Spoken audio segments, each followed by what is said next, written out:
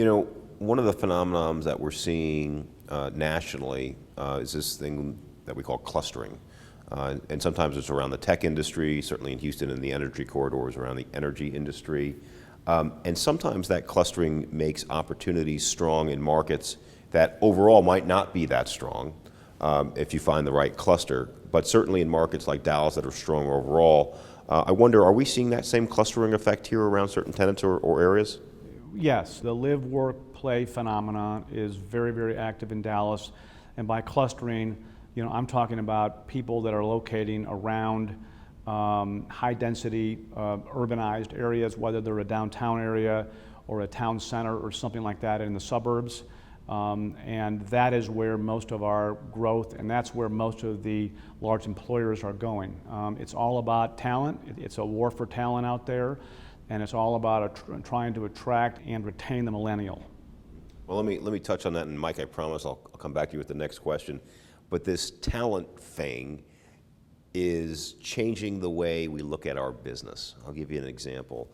We did a poll about 5 months ago of the largest office occupiers in the country, Fortune 100 companies, and we asked them to rank the top 8 factors on how and why they rent space.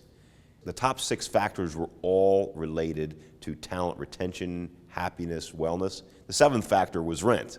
Does that ring true to you, Jeff? Exactly the same thing we're seeing, and it's real estate is becoming an HR decision, especially for the large employers.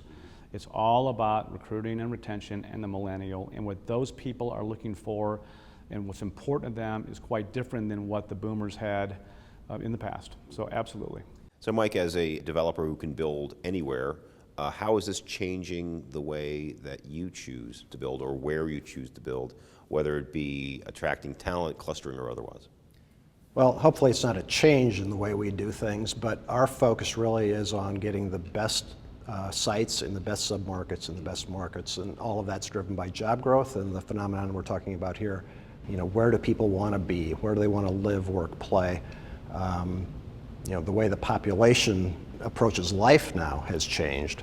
It's not the go home at 5 o'clock to your place in the suburbs and watch TV the rest of the night, right? It's a much more active population, and that's leading us to site selection solutions that are much more oriented toward being well amenitized, being close to transportation, things of that nature.